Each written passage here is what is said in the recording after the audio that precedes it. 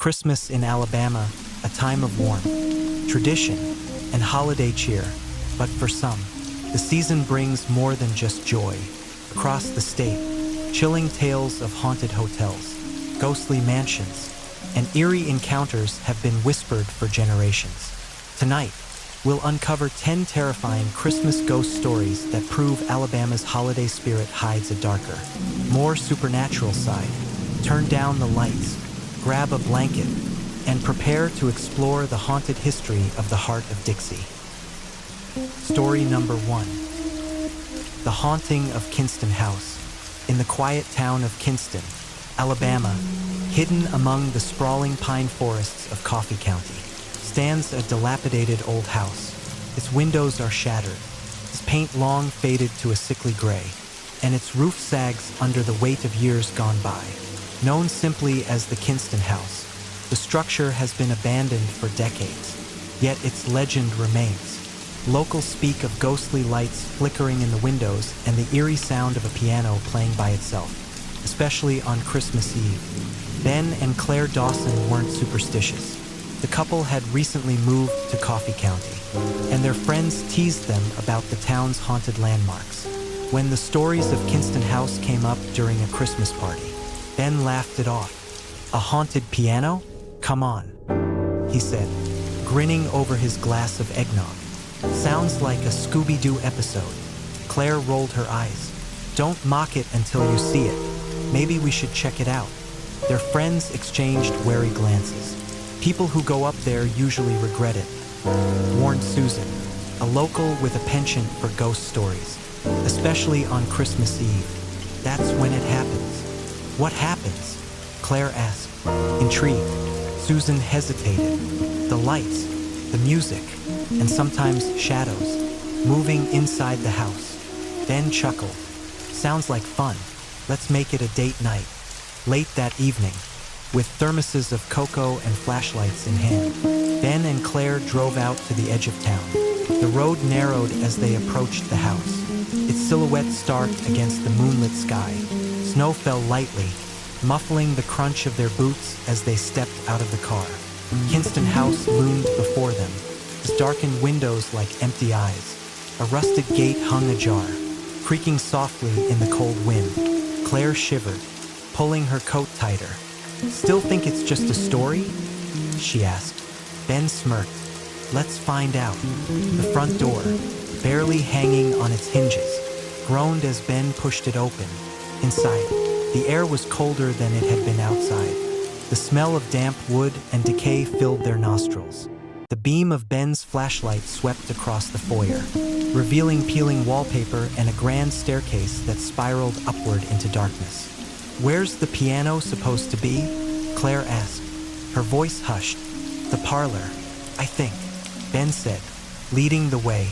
The parlor was as decrepit as the rest of the house, but in its center stood an old upright piano. Its keys yellowed and cracked. A layer of dust covered it, disturbed only by what looked like faint fingerprints. "Creepy," Claire murmured, running her hand along the piano's edge. Ben tapped a few keys, the sound jarring in the silence. "Not exactly concert-ready," he joked. Claire was about to respond when a soft, melodic note filled the air. Both of them froze. The sound hadn't come from the keys Ben had touched. It had come from somewhere deeper within the house. "Did you hear that?" Claire whispered. Ben nodded, his smirk gone. "Probably just the wind." But then it came again, a sequence of notes, faint but unmistakable, as if someone were playing a distant tune. The melody was hauntingly beautiful, laced with a melancholy that made the hairs on the back of Claire's neck stand up. "Let's check upstairs," Ben said, though his voice lacked its earlier confidence. Claire hesitated but followed him, her flashlight shaking slightly in her grip. The stairs creaked under their weight, and the temperature seemed to drop with each step. At the top, the hallway stretched before them, its walls lined with faded portraits of unsmiling faces. One of the doors stood ajar, a faint light spilling out into the corridor. Ben and Claire exchanged a glance. "Stay behind me," Ben said, Though Claire wasn't sure if he was trying to protect her or himself, they stepped into the room. It appeared to have been a bedroom once, but now it was bare except for a single rocking chair by the window. The faint light they'd seen wasn't from a bulb or a candle, but seemed to emanate from the room itself, casting a ghostly glow. And then they saw her. A woman sat in the rocking chair, her back to them. She wore a long, tattered dress, and her hair fell in disheveled waves down her back. The faint scent of lavender filled the air as the chair creaked back and forth in a slow, deliberate rhythm. "Ma'am," Ben said, his voice trembling. The woman didn't respond. Instead, the melody they'd heard earlier began again, but this time it was louder, clearer. The sound didn't come from the piano downstairs, but seemed to resonate from the very walls. Slowly, the woman turned her head. Her face was pale, her eyes hollow and filled with a sorrow so deep that it made Claire's chest ache. Her lips moved as if she were whispering, but no sound came out. Ben grabbed Claire's hand. "We need to go, now." As they backed away, the woman rose from the chair. Her movements were jerky, unnatural, and as she stepped toward them, the melody swelled to a deafening crescendo. The room seemed to close in around them, the air thick with an icy pressure that made it hard to breathe. They ran, stumbling down the stairs and out into the freezing night. The house seemed to groan as they fled, its windows glowing faintly with an otherworldly light. When they reached their car, they didn't stop to look back. It wasn't until they were miles away, the house long out of sight, that they dared to speak. "Did you see her face?" Claire asked, her voice barely above a whisper. Ben nodded, his hands gripping the steering wheel. She looked sad, like she was waiting for something. In the weeks that followed, they scoured local archives for information about Kinston House. They learned of a woman named Eleanor, a pianist who had lived there in the late 1800s. According to legend, she had been set to marry on Christmas Eve but was abandoned by her fiancé. Heartbroken, she spent her final hours playing the piano in the parlor before taking her own life. The house, it seemed, had held on to her grief, replaying her sorrow year after year, though they vowed never to return. Ben and Claire couldn't shake the memory of that night, and every Christmas Eve, when the air grew still and the world seemed hushed, they would hear faintly in their minds the haunting melody of a piano, playing just for them. Story number 2. The Haunting of Gaines Ridge Dinner Club. Gaines Ridge Dinner Club, nestled in the small town of Camden, Alabama, is more than just a restaurant. The sprawling antebellum house, built in the early 19th century, exudes charm with its white columns and timeless architecture. But beneath its inviting exterior lies a history whispered about in hushed tones. Customers and staff alike have reported hearing strange sounds, unexplained footsteps, distant cries, and soft whispers, especially during the cold, quiet months of winter. Rachel Thompson had always loved history, which was why she leaped at the chance to work at Gaines Ridge as a waitress during her final year of college. The restaurant's reputation for fine Southern cuisine drew customers from miles around, but its ghost stories fascinated her even more. "It's just creaky old floors," her coworker Derek told her one night as they cleaned up after the dinner rush. "This place is almost 200 years old. Of course it makes weird noises." But Rachel wasn't so sure. There was something about the house's heavy silence after hours, the way shadows seemed to stretch longer than they should, and how certain rooms always felt colder no matter how high the thermostat was set. It was late December, and the restaurant was quiet. Most of the staff had gone home, leaving Rachel and Derek to finish closing. The dining room, with its polished wood floors and flickering candles, felt more like a mausoleum than a place for celebration. "I'll take the back rooms," Rachel said, grabbing a rag and a bottle of cleaner. "You can start on the kitchen." Derek nodded, disappearing through the swinging door. Rachel walked toward the far end of the house, where the older dining room Saturday and used that evening. As she stepped inside, the air grew noticeably colder, her breath puffing faintly in front of her. The room was silent, the kind of silence that pressed down on her ears. She began wiping down the tables, her movements brisk, hoping to finish quickly. But as she worked, a sound broke through the stillness. Soft, deliberate footsteps moving above her. Rachel froze, her rag mid-swipe. The upstairs rooms had been closed off for years, their use long forgotten. No one had any reason to go up there, certainly not tonight. "Derek?" she called, her voice wavering. The footsteps stopped. Rachel held her breath, straining to listen. A moment passed, and then another, just as she convinced herself it was her imagination. The footsteps resumed, this time slower, as if whoever was up there was pacing. Heart pounding, Rachel left the dining room and made her way back to the kitchen.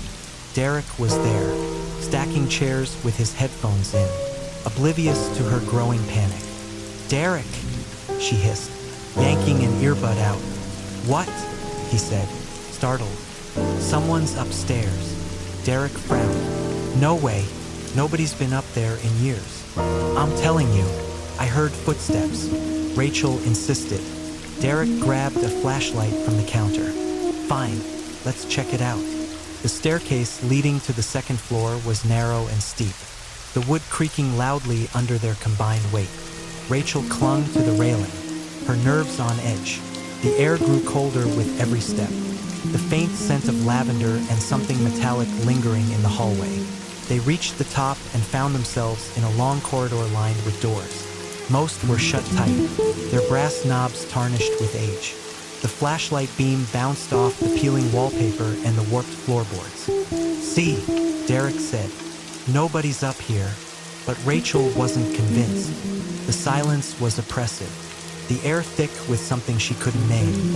She stepped forward, her eyes scanning the darkened hallway. Then, from the far end of the corridor, a sound emerged, a soft, muffled cry, like a woman weeping. Rachel grabbed Derek's arm, her nails digging into his sleeve. "Do you hear that?" she whispered. Derek's cocky demeanor faltered. "Yeah," he said, his voice barely audible. "Let's get out of here." But Rachel was already moving toward the sound, compelled by a mix of fear and curiosity. The crying grew louder as she approached the last door on the left. It was slightly ajar, and as she pushed it open, the room beyond was bathed in a faint, bluish light. The room was sparsely furnished, with an old rocking chair by the window and a small, dusty bed against the wall. On the chair sat a woman in a pale dress, her back to Rachel and Derek. Her shoulders shook as she sobbed, her hands clutching a frayed piece of fabric. "Ma'am," Rachel said, her voice trembling. The woman stilled. Slowly, she turned her head, revealing a face that was both beautiful and terrible, her eyes hollow, her expression etched with sorrow. Her lips moved as if she were speaking, but no sound came out. The chair rocked once, twice, and then she was gone, dissolving into the cold air. The fabric she had been holding fluttered to the floor. Rachel bent to pick it up, her fingers brushing against the worn material. It was a baby's blanket, faded but still intact. By the time they made it back downstairs, Rachel and Derek were both pale and shaken. They locked up quickly, neither speaking until they were outside, the frosty night air grounding them in reality. "What the hell was that?" Derek finally asked, his voice hoarse. Rachel didn't answer. She held the blanket tightly, the faint scent of lavender still clinging to it. In the weeks that followed, Rachel tried to learn more about the history of Gaines Ridge. She discovered that the house's original owner, a young widow named Eleanor, had lost her infant son during a harsh winter. Distraught, she'd spent her final days rocking in that upstairs room, clutching her baby's blanket. When she passed, the staff found her still there, her grief etched into the very walls of the house. Rachel never returned to Gaines Ridge, but every winter, when the air turned cold and the nights grew long, she couldn't shake the memory of that sorrowful figure and the blanket that had passed from ghostly hands to hers.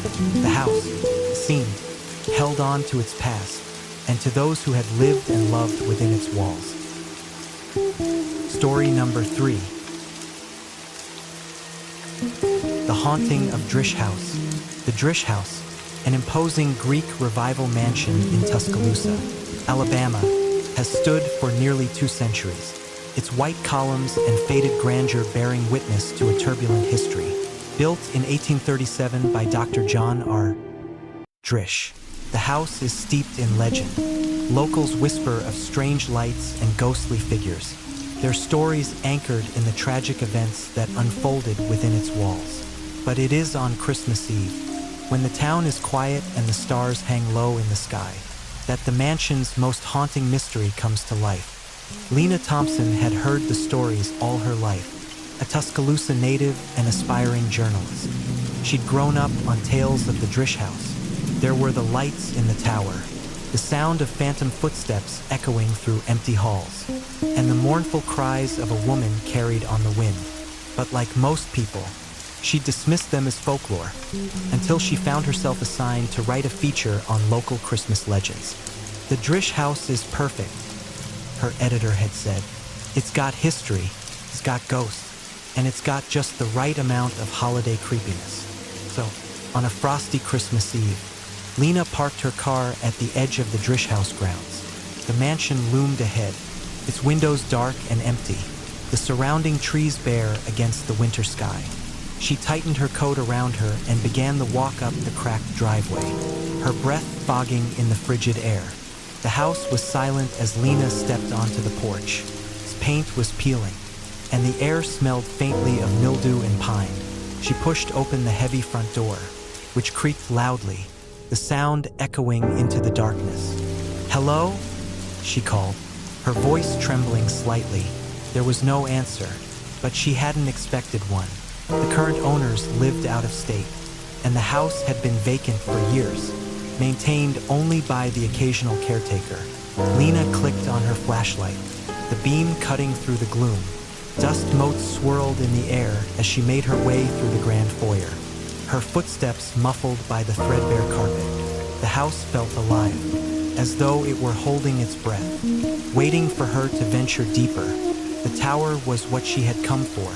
The legend said that on Christmas Eve, strange lights could be seen emanating from its windows, though no one had ever explained why. Lena climbed the sweeping staircase, her flashlight illuminating faded wallpaper and the ghostly outlines of long-removed paintings. Each step seemed to groan in protest, the sound reverberating through the empty halls. When she reached the base of the tower, she paused. The door was ajar, and a faint glow spilled out into the hallway. Her heart raced as she pushed it open, revealing a narrow spiral staircase that wound upward into the darkness. The light was coming from above, flickering like the flame of a candle. Lena hesitated.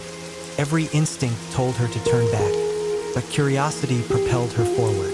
She began the climb, the metal steps cold beneath her feet. The light grew brighter as she ascended, and with it came a sound, a low, mournful humming, like a distant voice singing a lullaby. At the top of the staircase, she found herself in a small, circular room. The walls were lined with windows, their glass frosted with age. In the center of the room stood a tall candelabrum, its candles burning with an unnatural, bluish flame. The air was heavy with the scent of wax and something sweet, lavender, perhaps. And then she saw her. A woman stood by one of the windows, her back to Lena. She wore a flowing white gown, her hair pinned up in an elegant style. Her figure shimmered faintly, as though she were made of smoke. The humming grew louder, filling the room with a melancholic melody that seemed to seep into Lena's very bones. "Excuse me," Lena managed to say, her voice barely above a whisper. The woman turned slowly, her face pale and hauntingly beautiful, but her eyes empty. Dark voids sent a wave of terror through Lena. The ghost raised a hand, pointing to the candelabrum. Her lips moved, forming words that Lena couldn't hear. Suddenly, the flames on the candles flared, casting wild shadows across the room. The walls seemed to close in, the air growing thick and suffocating. Lena stumbled backward, her flashlight clattering to the floor. She fled down the staircase, her breath coming in ragged gasps. The house seemed alive now, the walls creaking and groaning as though protesting her escape. When she reached the foyer, the front door slammed shut of its own accord, forcing her to fumble with the latch before finally bursting outside into the cold night. The air was sharp and biting, but she didn't stop running until she reached her car. Once inside, she locked the doors and gripped the steering wheel, her hands trembling. As she glanced back at the house, she saw it, the tower glowing with that eerie blue light, the faint silhouette of the woman standing in the window. In the days that followed, Lena pored over records and historical accounts of the Drish house. She discovered that Dr. John Drish had died under mysterious circumstances. His wife, Sarah, consumed by grief. According to legend, Sarah had lit candles in the tower to mourn her husband, refusing to let them burn out. When she passed, the staff found the candles still burning, though they should have long since gone out. The story explained the candles, but not the ghostly figure Lena had seen. Some speculated it was Sarah, her spirit bound to the tower by her sorrow. Others believed it was someone else entirely, a presence older and darker than the house itself. Lena never returned to the Drish house, but every Christmas Eve, when the sky was clear and the air was still, she couldn't help but look toward the horizon, half expecting to see that flickering blue light, a reminder that some spirits refuse to rest, their grief echoing through the ages. Story number 4. The Haunting of Crybaby Bridge.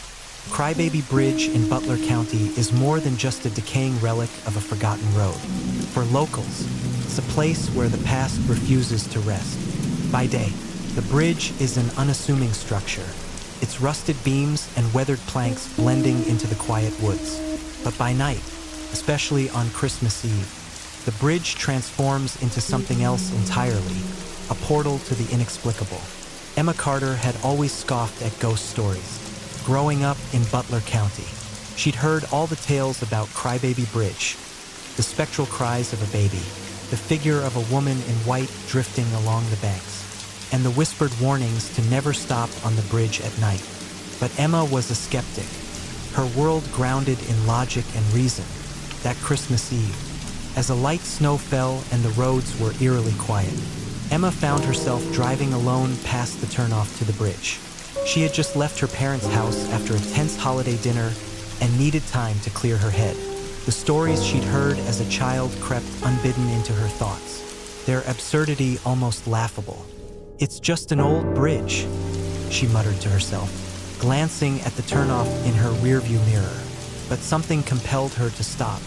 Maybe it was the weight of the evening or the thrill of confronting a childhood fear.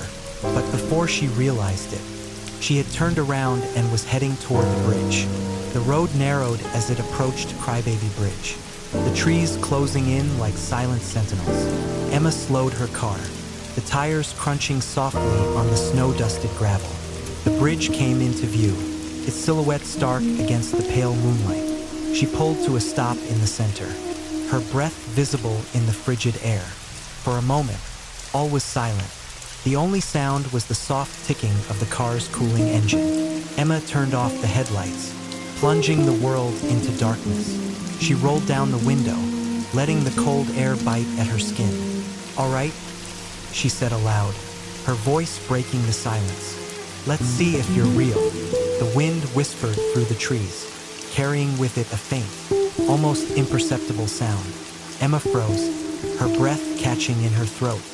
First, she thought it was the wind, a trick of her imagination. But then it came again, a soft, plaintive cry, like that of a newborn. Her heart pounded as she strained to listen. The crying grew louder, echoing through the night, a sound so fragile yet so full of anguish that it sent chills down her spine. Emma gripped the steering wheel, her knuckles white. She wanted to believe it was some prank, a recording hidden in the woods. But deep down, she knew better. The sound of the baby's cries was joined by another noise, the faint shuffle of footsteps on the bridge. Emma's head snapped toward the rearview mirror, her breath hitching as she saw a shadowy figure moving toward her car.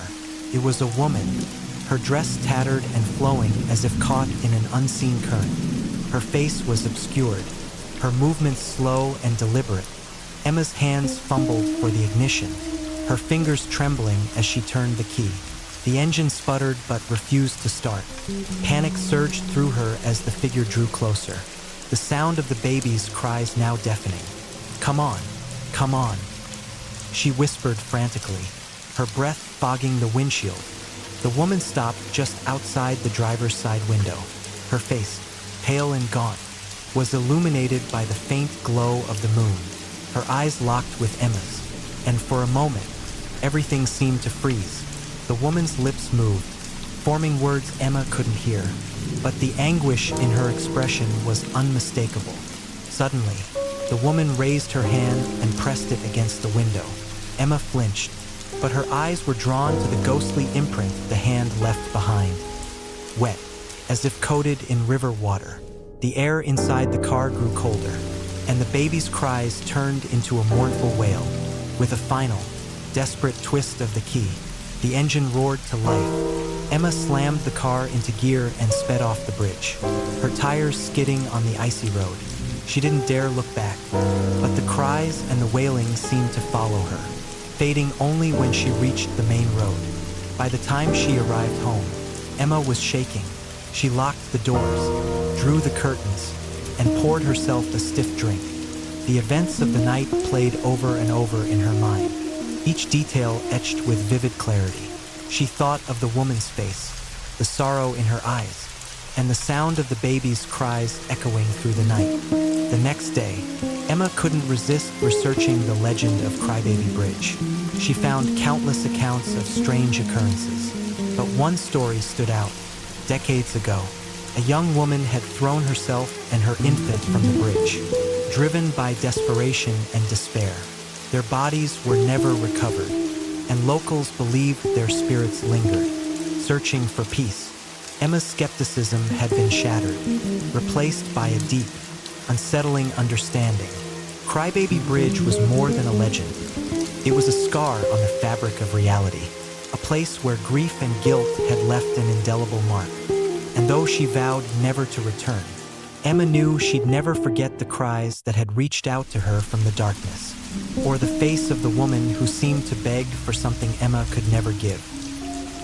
Story number 5. The Ghosts of Sweetwater Mansion. Sweetwater Mansion in Florence, Alabama, is a place where time seems to have paused. Built in 1828, its Greek Revival architecture speaks to an era of grandeur and elegance. But the stories surrounding the mansion suggest a darker legacy. Whispers of spectral figures, mysterious sounds, and unexplainable phenomena have made Sweetwater a cornerstone of local legend.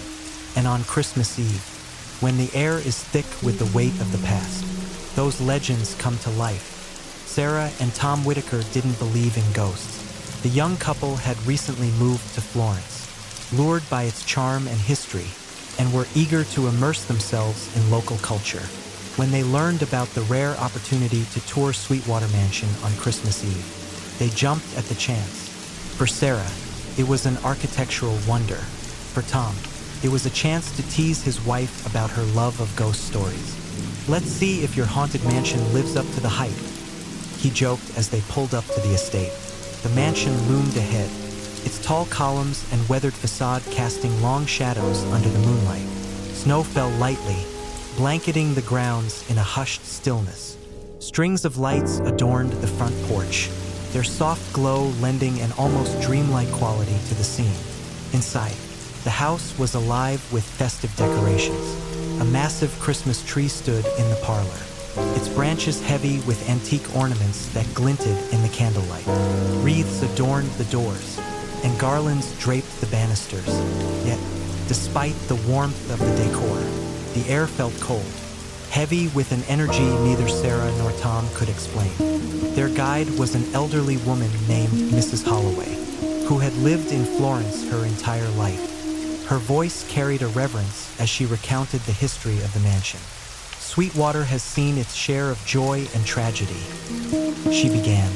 "It served as a hospital during the Civil War, and some say the spirits of soldiers linger here still.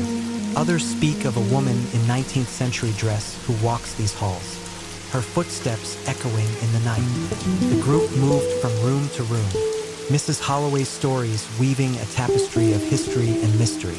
In the dining room, Sarah noticed a faint smell of lavender, though none of the decorations hinted at its source. In the grand hallway, Tom swore he felt a draft, though the windows were tightly shut. Just the quirks of an old house, he said, brushing off his unease. But Sarah couldn't shake the feeling that they were being watched. The tour concluded in the ballroom, a cavernous space with high ceilings and a grand piano that seemed frozen in time. Candles lined the room, their flames casting flickering shadows. Mrs. Holloway paused by the piano, her expression solemn. "This room is said to be the heart of Sweetwater's hauntings," she said. "Many have heard music coming from this very piano, though no one is here to play it. And on Christmas Eve, some have seen figures dancing, dressed as if they've stepped out of another century." As if on cue, a faint melody drifted through the room. The group fell silent, their breaths visible in the sudden chill. The notes were soft, hesitant, but unmistakably from the piano. Tom stared at the instrument, his skepticism crumbling. "Who's playing that?" he whispered. Mrs. Holloway didn't answer. Her gaze was fixed on the far corner of the room, where a shadowy figure stood. The group turned in unison, their flashlights illuminating the outline of a woman in a flowing dress. Her face was obscured, her form shimmering as if caught between worlds. She raised a hand as if to beckon them, then vanished. The tour ended abruptly, the guests too shaken to linger. Sarah and Tom drove home in silence, the night's events replaying in their minds. Neither could explain what they'd seen or heard, but the experience left an indelible mark. That night, Sarah dreamed of Sweetwater Mansion. She walked its halls alone, the faint strains of piano music guiding her to the ballroom. There, the woman in the flowing dress waited, her face now visible. She looked impossibly sad, her lips forming words Sarah couldn't hear. When Sarah woke, the scent of lavender lingered in the air. For weeks after, the couple avoided talking about Sweetwater, but on quiet nights, when the house was still and the world seemed far away, Sarah would hear it, the soft melody of an old piano, playing just for her. Story number 6. The Ghost of the Redmont Hotel. The Redmont Hotel, a timeless beacon of luxury in Birmingham, Alabama, has stood since 1925, its red brick facade watching over decades of change. With its grand ballroom, opulent lobby, and sweeping views of the city, the Redmont has hosted countless guests, some who never left. Rumors of ghostly apparitions and unexplained phenomena have clung to the hotel for years, whispered among staff and guests alike. And on Christmas Eve, when the halls are decked with garlands and the air hums with the holiday spirit, the hotel's most famous ghost is said to make her presence known. For Olivia and Grant Matthews, spending Christmas at the Redmont was a spur-of-the-moment decision. They were on their way to visit family when an unexpected snowstorm stranded them in Birmingham. The hotel was beautifully festive, its lobby adorned with a towering Christmas tree and twinkling lights that cast a warm glow over the marble floors. "It's perfect," Olivia said as they checked in. "Maybe getting snowed in isn't so bad." Grant smiled, though he couldn't shake the feeling of unease that had settled over him since they arrived. Something about the Redmont, its old-world charm mixed with the faint scent of dust and decay, made his skin crawl. Their room on the 7th floor was cozy, with antique furnishings and a large window overlooking the snow-covered city. As the couple unpacked, Olivia noticed an old black-and-white photograph hanging above the desk. It depicted a woman in an elegant evening gown, her hair styled in soft waves, a microphone clasped in her gloved hands. "Who do you think she is?" Olivia asked. Grant shrugged. "Maybe a singer from back in the day. She looks like she belongs here."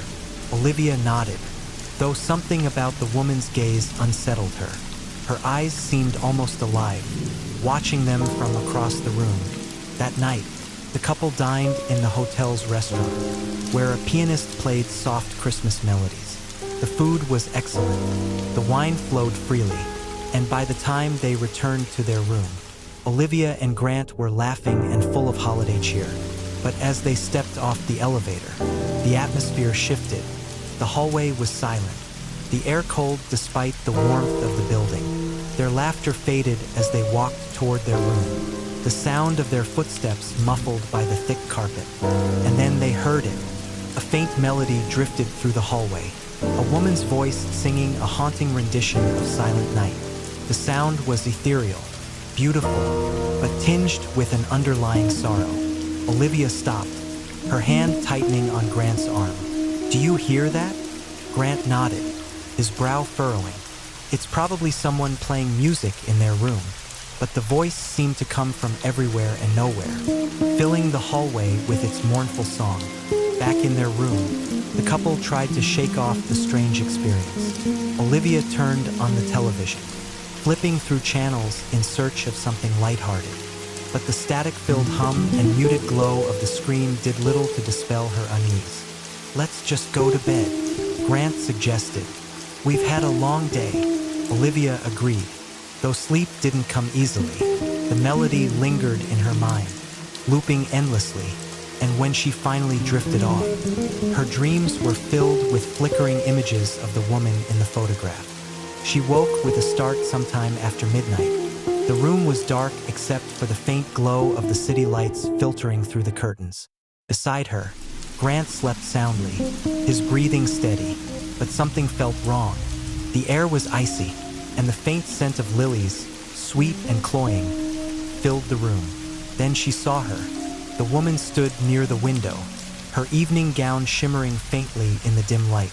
Her face was pale, her eyes hollow yet piercing. She held a microphone in one hand, the cord trailing off into nothingness. Olivia's breath caught in her throat as the woman began to sing, her voice soft but achingly clear. Silent night, holy night. Olivia couldn't move, couldn't speak. The song wrapped around her like a spell, and for a moment, the world seemed to tilt. The woman's gaze locked onto hers, and Olivia felt an overwhelming wave of sorrow, as if the ghost's grief were her own. The song ended, and the woman's form began to fade, dissolving into the cold, still air. The scent of lilies lingered, and Olivia sat frozen, her heart pounding. "Olivia!" Grant's voice pulled her back. He was awake now, his eyes wide with concern. "What's wrong?" She turned to him, her voice shaking. "I saw her, the woman in the photograph." The next morning, Olivia and Grant went to the front desk to check out early. Olivia hesitated before asking the receptionist about the photograph. "That's Lily Martin," the receptionist said, her voice low. She was a jazz singer back in the 1930s. She performed here regularly and was a guest at the hotel when she died. "How did she die?" Olivia asked, though she wasn't sure she wanted to know. The receptionist's expression darkened. "She fell from her room on the 7th floor. Some say it was an accident. Others believe it was something more intentional. Her spirit has been seen here ever since, especially during the holidays. They say she loved Christmas." Olivia and Grant exchanged uneasy glances. As they left the Redmont, the snowstorm had cleared, and the city sparkled under the morning sun. But Olivia couldn't shake the image of Lily Martin, her sorrowful song echoing in her mind.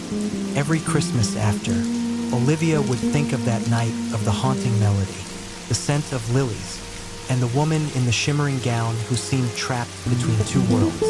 And though she would never return to the Redmont, she couldn't help but wonder if Lily's spirit still roamed its halls, searching for an audience to hear her final performance. Story number 7. The Ghost of Saenger Theater. The Saenger Theater in Mobile, Alabama, is an architectural masterpiece, a relic of the Jazz Age when elegance was paramount and theaters were cathedrals for the arts. Opened in 1927, its ornate interiors, gilded ceilings, and plush velvet seats have hosted countless performances and audiences over the decades. But behind the glamour lies a darker legacy, the ghost of a former employee who, they say, never left. On Christmas, the theater transforms into a sparkling wonderland, with garlands draped over balconies and a towering tree in the lobby. But for those who work there, the holiday season also brings whispers of the unexplained. Shadowy figures in the dressing rooms, hushed voices in the empty auditorium, and the chilling feeling of being watched. For Clara Reynolds, the Saenger Theater was more than a job. It was her second home. As the head stage manager, she had spent years ensuring every show went off without a hitch. Christmas Eve marked the theater's annual holiday performance, a cherished tradition that brought in a packed house. This year, however, things felt different. Clara arrived early, her footsteps echoing through the grand, empty lobby. The faint smell of pine and old wood lingered in the air. She made her way to the stage, where a handful of crew members were adjusting props and running last-minute sound checks. "Morning, Clara," said Jason, the lighting technician. He was perched high above, adjusting a spotlight. "Hear anything weird last night?" Clara frowned. "Weird how?" Jason hesitated. "Just noises, whispers, maybe, and I thought I saw someone in the balcony, but no one was there when I checked." Clara shook her head, trying to dispel the unease creeping into her chest. "Probably the wind. These old theaters make all kinds of noises." Jason nodded, but his expression remained uneasy. By evening, the theater was alive with energy. Performers bustled backstage, and the audience began filing into their seats. Clara moved through the chaos with practiced efficiency, checking on the musicians, ensuring the props were in place, and giving last-minute directions to the crew. As the show began, Clara stood in the wings, her headset crackling softly as she communicated with the lighting and sound teams. Everything was going smoothly until the second act. It started with a whisper.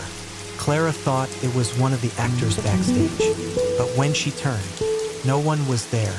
Then came the footsteps, faint but distinct, moving across the stage despite it being empty. She glanced toward the wings, expecting to see a crew member out of place. But again, she found nothing. "Jason," she said into her headset, "did you hear that?" "Hear what?" Jason's voice crackled back. Clara hesitated. "Never mind. Keep an eye on the balcony." During intermission, Clara headed to the dressing rooms to check on the cast. The hallway was eerily quiet, the hum of the audience muffled by the thick walls. As she approached the last dressing room, she froze. The door, which had been closed earlier, now stood slightly ajar. A soft humming drifted out, the melody hauntingly familiar. "Hello," Clara called, pushing the door open. The room was empty, save for the faint scent of cigar smoke. A cracked mirror hung on the wall, the surface warped and cloudy. Clara's reflection stared back at her, but something about it felt off. For a moment, she thought she saw movement in the glass, a shadow passing behind her. She spun around, but the room remained empty. Clara backed out of the dressing room, her heart racing. She decided not to mention the incident to the crew. They were already on edge, and the last thing they needed was more fuel for their imaginations. The final act began without issue, but as the curtain fell and the audience erupted into applause, Clara couldn't shake the feeling of being watched. After the show, as the crew cleaned up and the performers left, she stayed behind to lock up. The theater was deathly quiet now, the only sound the faint creak of the old building settling. Clara made her way to the balcony, her flashlight cutting through the darkness. She checked each row, ensuring no stragglers had lingered. When she reached the last row, she saw it, a figure sitting in one of the seats. "Excuse me," Clara said, her voice trembling slightly. "The theater's closed." The figure didn't move. Clara approached cautiously, her flashlight revealing the empty seat. Her breath caught as a cold gust swept through the balcony, carrying with it the faint scent of cigars. "Not funny," she muttered, her voice cracking. She turned to leave, but as she reached the stairs, She heard it, the soft, unmistakable sound of someone clapping. Slow and deliberate, she whipped around, her flashlight beam darting across the empty seats. The clapping stopped, replaced by a whisper that seemed to come from everywhere at once. "Thank you." Clara didn't sleep that night. She spent hours researching the theater's history, combing through old articles and staff records. One name kept appearing: Henry Shaw, a stagehand who had worked at the Saenger Theater during its early years. According to the stories, Henry had been deeply devoted to the theater, but had died tragically in an accident during a Christmas performance.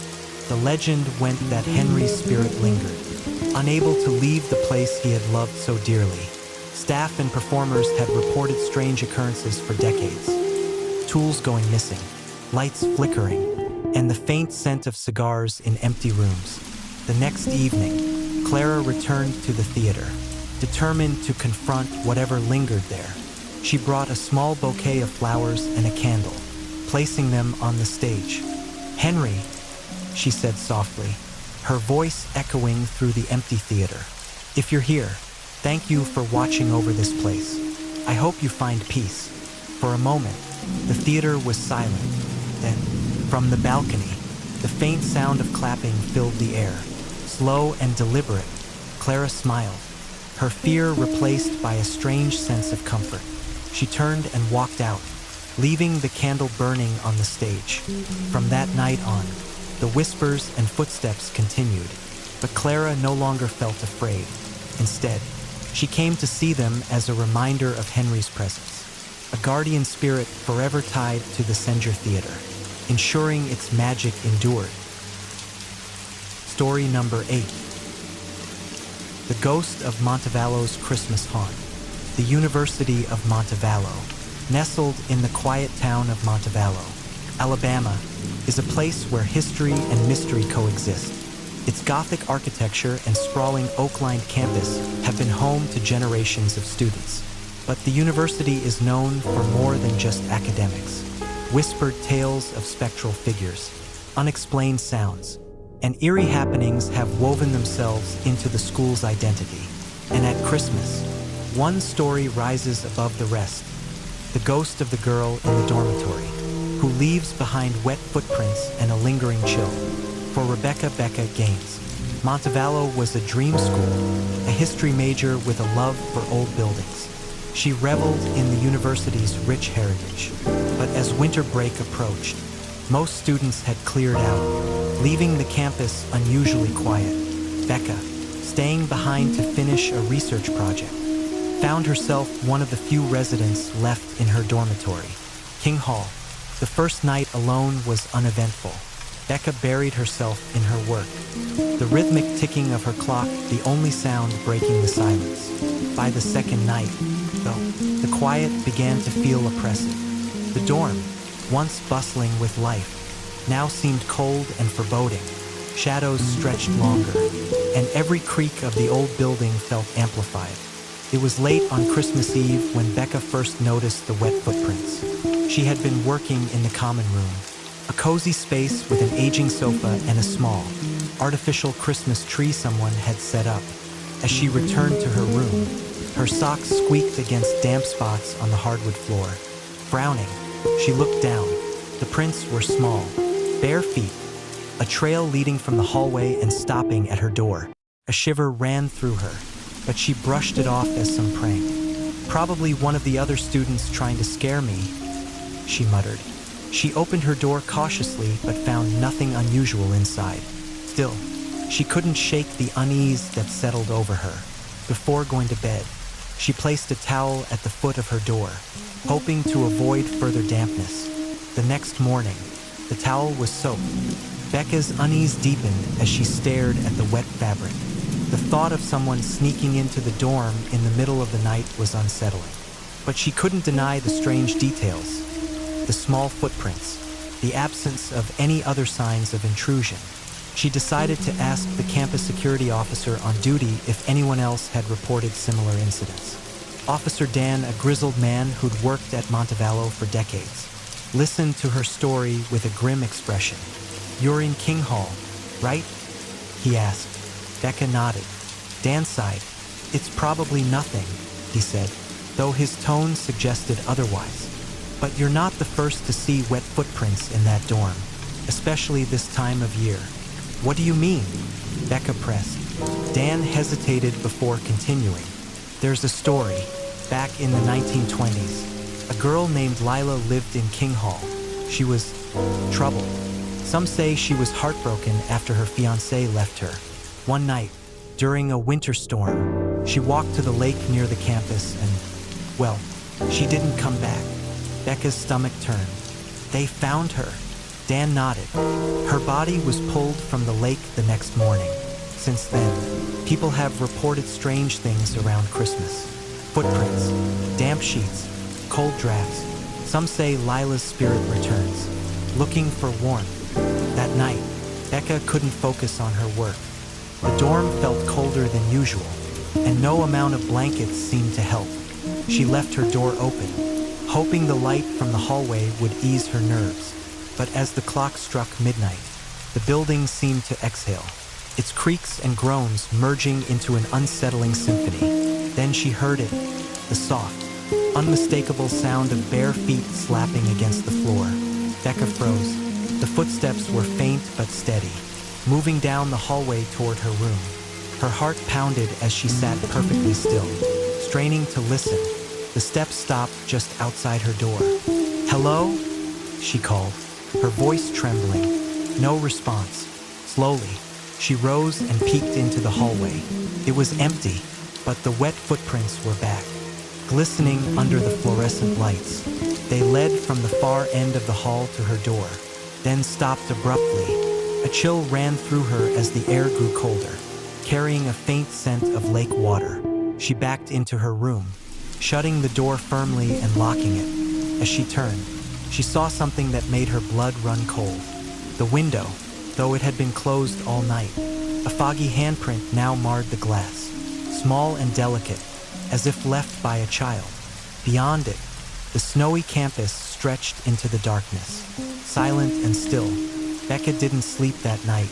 She sat upright in her bed, her eyes darting between the door and the window, every creak of the building setting her nerves on edge. By morning, the footprints and the handprint were gone, but the memory lingered. She packed her things and left King Hall before noon, vowing to finish her research elsewhere. As she drove away, she glanced in her rearview mirror at the dormitory. For a moment, she thought she saw a figure standing in her window, watching her leave. A girl, dripping wet, her expression unreadable. In the years that followed, Becca couldn't bring herself to return to Montevallo, but every Christmas Eve, she would wake in the middle of the night, her room inexplicably cold, her dreams filled with the sound of footsteps and the faint scent of water. And no matter how far she went, she always felt as though Lila was still searching, her presence lingering like a damp, unshakable shadow. Story number 9. The Ghost Bride of Malaga Inn. The Malaga Inn in Mobile, Alabama, is a place where history lingers in every corner. Built in 1862, the boutique hotel is a testament to Southern charm and elegance.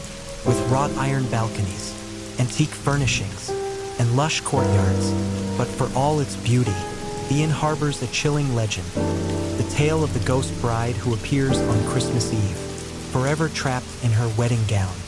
For Emily and Mark Sanders, spending Christmas at the Malaga Inn was a romantic escape from the chaos of family gatherings. The couple had booked the honeymoon suite, a room steeped in history and said to have once belonged to the original owners of the mansion. "This place is perfect," Emily said as they unpacked. She admired the room's ornate bed, the antique mirrors, and the French doors that opened onto a private balcony. The faint scent of jasmine wafted through the air, carried by a cool December breeze. Mark set their suitcase on the bed and stretched. "Let's explore before dinner. I want to see those famous balconies." Emily nodded eagerly. She had read about the ghost stories tied to the inn, particularly the sightings of a bride in white. But she didn't mention this to Mark, knowing he'd tease her mercilessly. The hotel was quieter than expected, its halls adorned with garlands and twinkling lights. A grand Christmas tree stood in the lobby, its ornaments glittering in the soft glow of chandeliers. Emily couldn't shake the feeling of being watched as they wandered through the halls, though every turn revealed only empty corridors. "This place really is like stepping back in time," Mark said, running his hand along a wrought iron railing.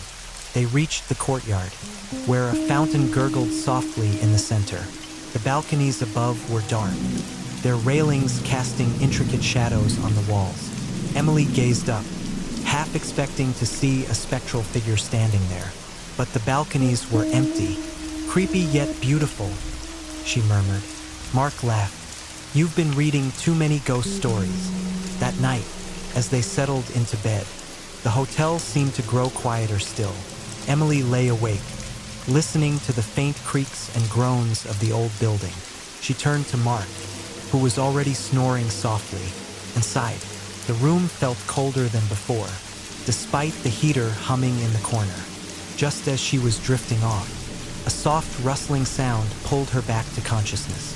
She opened her eyes to see the French doors leading to the balcony swaying slightly, as if nudged by an unseen hand.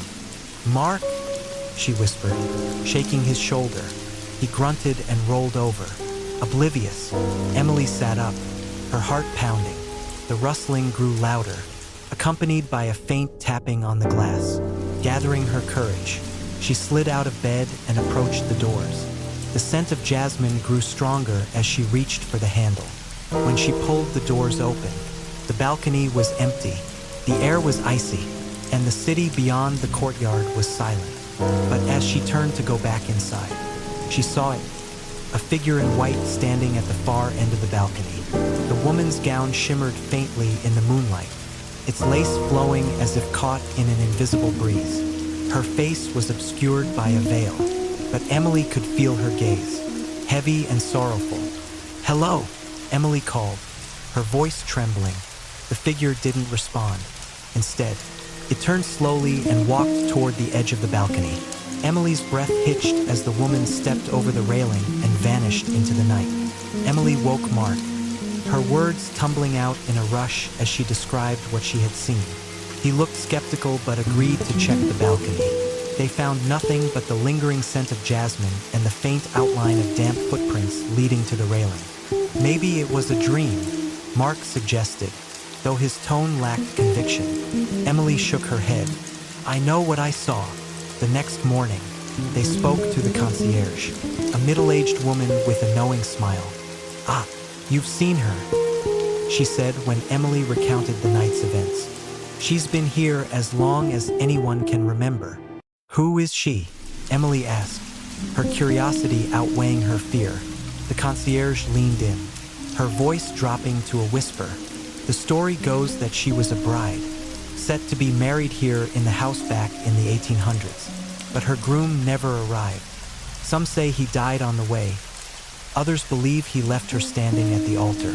Heartbroken, she threw herself from the balcony. Every Christmas Eve, she returns, searching for the love she lost." Mark glanced at Emily, his expression uneasy. "So, she's stuck here?" The concierge nodded. "That's what they say. The jasmine you smelled? That was her favorite flower. Guests who see her often mention it." That evening, Emily and Mark left the Malaga Inn, unable to shake the haunting memory of the ghost bride. Emily couldn't stop thinking about the sorrow in the woman's presence, the way she seemed tethered to a moment of heartbreak that time could never erase. And every Christmas Eve after, as they decorated their tree or sipped hot cocoa by the fire, Emily would find herself looking toward the window, half expecting to see a shimmering figure in white, standing silently in the night. Story number 10. The Children of Maple Hill Cemetery. Maple Hill Cemetery in Huntsville, Alabama, is the oldest and largest in the city, a resting place for soldiers, pioneers, and the forgotten souls of centuries past. Its towering oaks and weathered gravestones exude a somber beauty by day, but at night, especially on Christmas Eve, the cemetery becomes something else entirely. Locals whisper of ghostly children who play among the graves, their laughter carrying on the cold night air.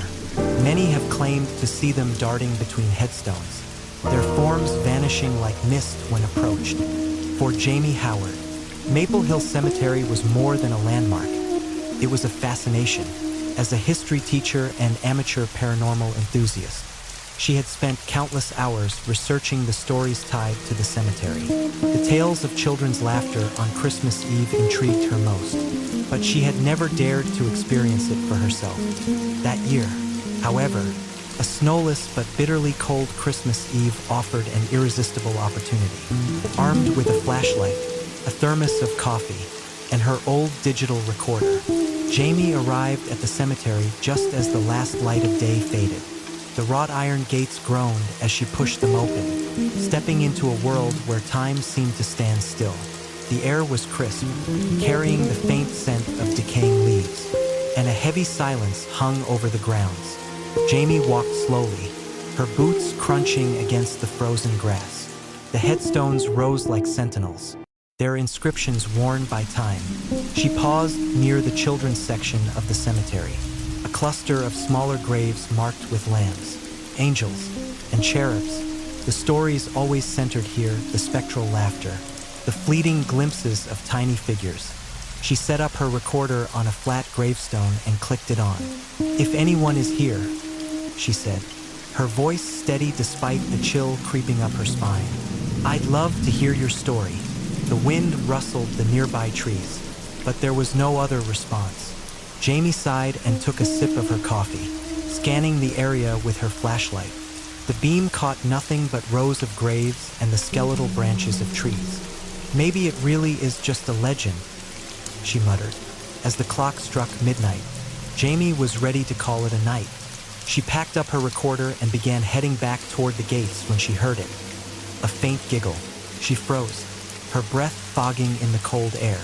The sound came again, clearer this time, followed by the unmistakable patter of small feet on the frost-covered ground.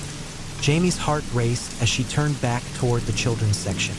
Her flashlight swept across the graves, and for a moment, she saw them, 3 children, their figures faint and shimmering, running between the headstones. One boy wore suspenders and a flat cap, while a girl in a pinafore clutched a rag doll. The smallest child, barely more than a toddler, toddled after them, laughing as he went. "Hey!"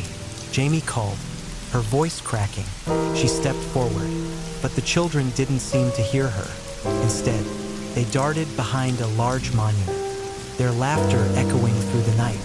She approached the monument cautiously, her flashlight trembling in her hand. When she rounded the corner, the children were gone. The air felt heavier, colder, and the silence was deafening.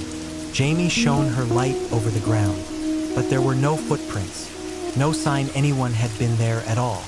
Her pulse quickened as she backed away, scanning the area. "Is someone here?" she asked, her voice barely above a whisper.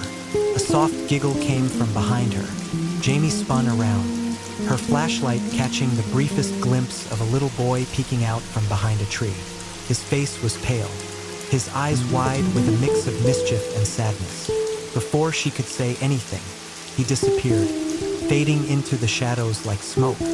Jamie's instincts screamed at her to leave, but curiosity kept her rooted in place. She turned on her recorder again, holding it out as she spoke. "Who are you?" she asked. "Why are you here?" The recorder's red light blinked steadily, but there was no response. Jamie waited, her breath hitching with every creak of the trees and every whisper of the wind.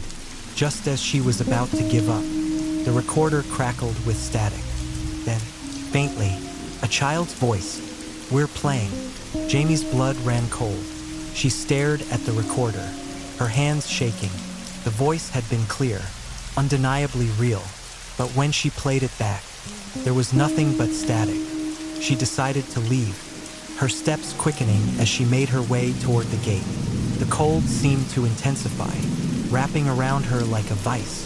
As she reached the exit, she glanced back one last time. The children's section was bathed in moonlight, and for a moment, she saw them again, the boy, the girl, and the toddler, standing together and watching her. The girl raised a hand, as if in a silent goodbye. Jamie stumbled out of the cemetery, her heart pounding. She didn't stop until she was safely in her car, the doors locked and the engine running. As she drove away, she couldn't shake the feeling that she'd been a witness to something extraordinary and deeply unsettling.